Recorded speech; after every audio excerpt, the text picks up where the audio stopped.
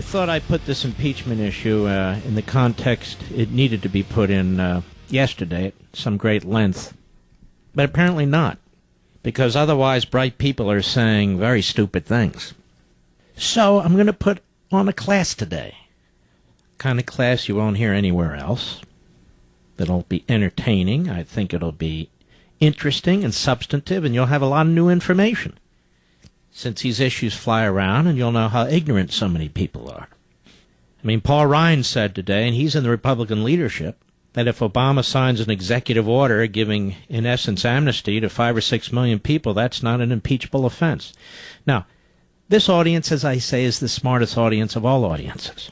So if we discuss what impeachment means, does it necessarily mean that the Republicans are going to pursue it? That's a separate issue. And we'll address that too, as I have already. But I'm going to tell you what I said yesterday and underscore it today. The Democrats ran circles around the Republican leadership, and all the commentators on radio, many of them, I can't hear them all, and TV, who threw in with them saying, no impeachment, no impeachment, no impeachment. As I've been saying now, I don't know how long, but a long time, these guys, they took the power of the purse off the table with, no, we won't shut down the government, and now they've taken impeachment off the table. So Obama is laughing. He's got a big belly laugh when he's playing golf. He's talking about how stupid the Republicans are and their mouthpieces in the media, including the pseudo-conservatives, because now he's going to continue to conduct himself in lawless and despotic ways, more so than ever before, because the Republicans have announced, at the urging of Obama's own staff and his Praetorian media, that they will never shut down the government and never impeach him for 1,000 different reasons. It's bad politically. The Democrats will raise money. He's the first black president. You've heard it all. So they just, let me coin a word, deconstitutionalize themselves. They have nowhere to go except with a lawsuit, hoping that the Supreme Court will one day take it up, will overlook its precedent on standing, and hand them a victory where they wouldn't act on their own. Well, we'll see about that, won't we? But let's take a little time on this, and I've got a lot of other issues I want to talk about. Let's talk about, what does it mean, impeachment? Before we get to all the other antics and quoting Karl Rove and all the rest of it, because we all know he's an expert on impeachment, let's talk about the experts, the framers. And I don't know why the other hosts, TV and radio, don't want to talk about the framers, don't want to educate themselves on this subject. But I guess they think that James Madison was Karl Rove or something of that sort. I don't know why they do this, but that's what they do. It's just easier, I guess. Now, there's been an enormous amount of scholarship written on the issue of impeachment. Some of it very partisan, but some of it really good.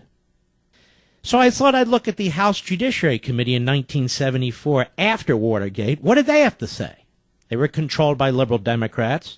They actually did a pretty good job, I thought. Among other things, they pointed out that the debates on impeachment at the Constitutional Convention in Philadelphia focused principally on its applicability to the president. Keep in mind, ladies and gentlemen, they created this office of the president. There'd never been anything like it. There were some debates that the executive should be held by 2 or 3 executives, or that there should be a council that advises and directs the president, which would include members of the Supreme Court. That was all rejected for a unitary president. Single man, single woman. So the framers sought to create a responsible, though strong executive. They hoped, in the words of Elbridge Gerry of Massachusetts, that, quote, the maxim would never be adopted here that the chief magistrate could do no wrong. And so the question was, what if he does wrong? And what does it mean to do wrong? Impeachment was to be one of the central elements of executive responsibility in the framework of this new government that they conceived. It was to be a central element to controlling a president. One man. One man. Now, impeachment had been included in the proposals before the Constitutional Convention from its beginning. A specific provision making the executive removable from office on impeachment and conviction for, quote, malpractice or neglect of duty, neglect of duty, N-E-G-L-E-C-T, neglect of duty, was unanimously adopted even before it was decided that the executive would be a single person. The only major debate on the desirability of impeachment occurred when it was moved that the provision for impeachment be dropped, and that was defeated overwhelmingly by a vote of 8 states to 2 states. So there was some talk about, well, what does it mean to impeach, and on what basis should we be able to remove a president, and should it be weak, should it be tough? George Mason, one of my favorite framers, he said this: "Shall any man be above justice? Above all shall that man be above it who can commit the most extensive injustice? When great crimes were committed, he was for punishing the principal as well as the assistants." Great crimes. Does he mean mass murder? No. Does he mean blowing up buildings? No. Does he mean embezzling banks? No, as you'll understand in a moment. James Madison of Virginia argued in favor of impeachment, stating that some provision was indispensable, quote-unquote, to defend the community against, quote, the incapacity, negligence, or perfidy of the chief magistrate, unquote. Within a single executive, Madison argued, unlike a legislature whose collective nature provided security, quote, loss of capacity or corruption was more within the compass of probable events, and either of them might be fatal to the republic, unquote. Benjamin Franklin supported impeachment as favorable to the executive, quote unquote. He says where it's not available and the chief magistrate had rendered himself obnoxious, there would be recourse to violence. Edmund Randolph also defended the propriety of impeachments. He said, quote, the executive will have great opportunities of abusing his power, particularly in time of war when the military force and in some respects the public money will be in his hands. Should no regular punishment be provided, it will be irregularly inflicted by tumults and insurrections. They wanted a legitimate, lawful, civil, constitutional process for addressing a president who conducts himself outside the Constitution's bounds. They wound up adopting this phrase, high crimes and misdemeanors, among others. The draft of the Constitution before the convention provided for the president's removal upon impeachment and conviction for treason or bribery. George Mason once again objected. He said those grounds are too limited. Quote, why is the provision restrained to treason and bribery only? Treason is defined in the Constitution will not reach many great and dangerous offenses. Hastings is not guilty of treason. Hastings was an impeachment trial taking place in the English Parliament at the time, you see. Warren Hastings, he was Governor General of India, and he was being tried for high crimes and misdemeanors, and it was voted on just a few weeks before the Constitutional Convention. So this was fresh in their minds, this particular impeachment, and it's referred to at least 3 times in the Federalist Papers. All right? So he says, why is the provision restrained to treason and bribery only? Treason is defined in the Constitution, will not reach many great and dangerous offenses. Mr. Producer, we're going to take this segment a little longer, okay?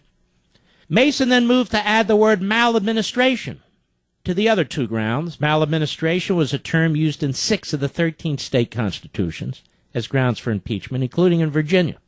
Madison objected. He said, so vague a term will be equivalent to a tenure during pleasure of the Senate. Well, then Mason withdrew maladministration and substituted it with high crimes and misdemeanors against the state. That was adopted in 8 states to 3, apparently with no further debate. So the convention had earlier demonstrated its familiarity with the term high misdemeanor, high crimes and misdemeanors. A draft constitution had used high misdemeanor in its provision for the extradition of offenders from one state to the other. The technical meaning referred to is the parliamentary use of the term high misdemeanor. Blackstone's commentaries on the laws of England were held like the Bible at the Constitutional Convention and in the state ratification conventions. In fact, Madison would describe it at the Virginia Ratification Convention as a book which is in every man's hand. And it included the term high misdemeanors as one term for positive offenses committed by the king. High crimes and misdemeanors traditionally been considered a term of art. Justice Marshall would write about it later. I don't have time to get into all the history. I want to cut to the chase. Contemporaneous comments on the scope of impeachment. Federalist number 65, Alexander Hamilton, described it this way. as those offenses which proceed from the misconduct of a public man, or in other words, from the abuse or violation of some public trust. They are of a nature which may with particular propriety be denominated political, and he capitalizes the word political in Federalist 65, as they relate chiefly to the injuries done immediately to the society itself. Comments in the state ratification conventions also suggest those who adopted the Constitution viewed impeachment as a remedy for usurpation of abuse of power or serious breach of trust. And I won't read them all. You can read them yourselves. Charles Pinckney of South Carolina, Edmund Randolph of Virginia, George Mason of Virginia, James Madison of Virginia, James Iredell of North Carolina, and on and on and on, all made the same point. These are political in nature. They're violations of the public trust, egregious violations of the public trust. And so, let me end with this in this segment. Justice Joseph Story wrote a compendium of articles, commentaries on the Constitution, 1833. Even to this day, they are considered among the most brilliant comments on the nature of law and our Constitution, among other things. And he wrote about impeachment and had enormous influence, and he said this: not but those crimes of a strictly legal character fall within the scope of the power, but that it is a more enlarged operation and reaches what are aptly termed political offenses, growing out of personal misconduct or gross neglect or usurpation or habitual disregard of the public interests, various in their character and so indefinable in their actual involutions that it is almost impossible to provide systematically for them by positive law. They must be examined upon very broad and comprehensive principles of public policy and duty. They must be judged of by the habits and rules and principles of diplomacy, or departmental operations and arrangements, of parliamentary practice, of executive customs and negotiations of foreign as well as domestic political movements, and in short, by a great variety of circumstances as well as those which aggravate, those which extenuate or justify the offensive acts which do not properly belong to the judicial character in the ordinary administration of justice and are far removed from the reach of municipal jurisprudence. In other words, these aren't matters taken into a court of law. We're not talking about a criminal code. We are talking about an individual, in this case a president, who violates the political character of a nation. Maybe he does it once, maybe he does it repeatedly, but it is an egregious, brazen, bold, intentional act against society. And let me suggest to you, when the President of the United States says time and time and time again, if Congress doesn't act, I will. And when he acts, and he issues imperial executive fiats to change laws, to nullify laws, those, ladies and gentlemen, are exactly what the framers intended, and the scholars at the time, and the British Parliament before. They are, in fact, impeachable offenses. I'm going to do my best to stand up to this and explain it.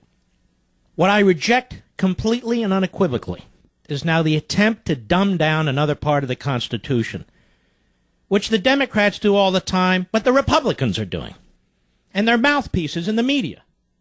They're trying now to change the definition of impeachment. They don't even know what the definition of impeachment is. They don't even know who Joseph Story is. They don't know who Randolph is. They know nothing about Mason. They know precious little about Madison. They've never taken time to read a damn thing about impeachment. But they come to you day in and day out, repeating what the politicians say, who are cowards. Again, I'm not talking about whether it should occur. I'll get to that in a moment, as I did the other day. I'm explaining what impeachment is, what it means under our Constitution, and now we have Republicans reading it out of the Constitution to justify their political timidity.